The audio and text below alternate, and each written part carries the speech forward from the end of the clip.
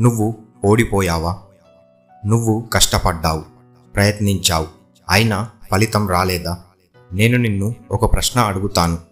నువ్వు నీ ఆలోచనల గురించి ఎప్పుడైనా ఆలోచించావా?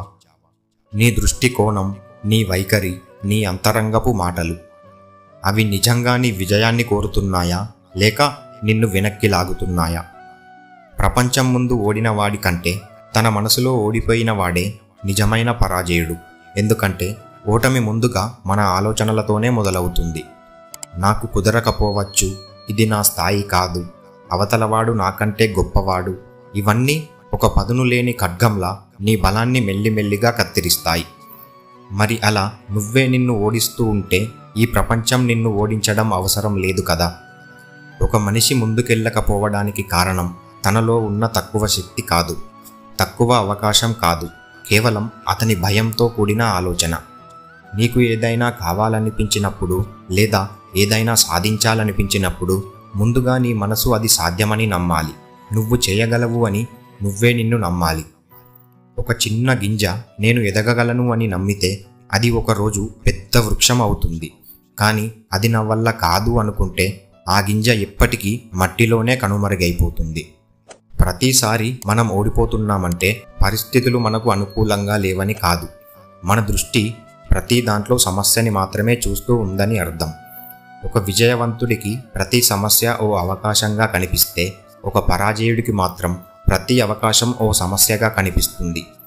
నువ్వు ఎలా ఆలోచిస్తున్నావో ఆ దారిలోనే నీ ప్రయాణం మొదలవుతుంది. నిన్ను ఓడించే బలమైన శత్రువు బయట కాదు, నీ ఆలోచన రూపంలో నీలోనే ఉన్నాడు.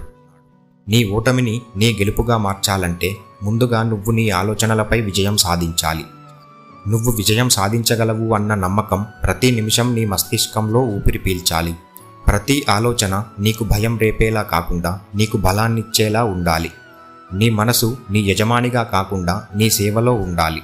నీ ఆలోచనల మీద నీకు నియంత్రణ లేకపోతే అవి నిన్ను నీ లక్ష్యాల దగ్గరికి తీసుకువెళ్లకుండా ఆ దారి నుండి నిన్ను దూరం చేసే గాలుల్లా మారుతాయి. నువ్వు ప్రతిరోజు ఏం చేస్తున్నావో అదే నిన్ను తీర్చిదిద్దుతుంది.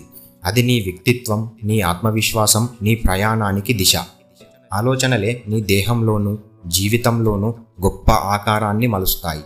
విశ్వాసం అంటే తోకలేని పక్షిలా కాదు, దానికి ఆలోచన అనే బలమైన రెక్క ఉంటుంది.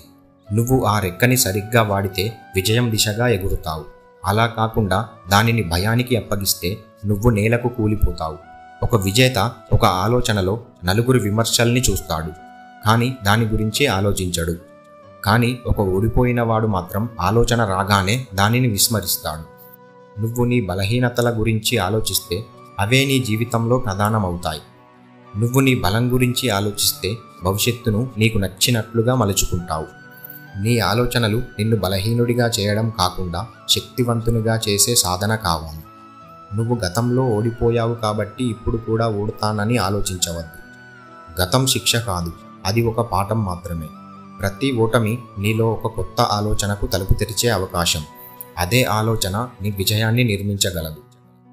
నీ ఓటమికి కారణం నీ ఆలోచన, కానీ అదే ఆలోచన మారితే ఆ క్షణం నుండే నీ విజయం మొదలవుతుంది.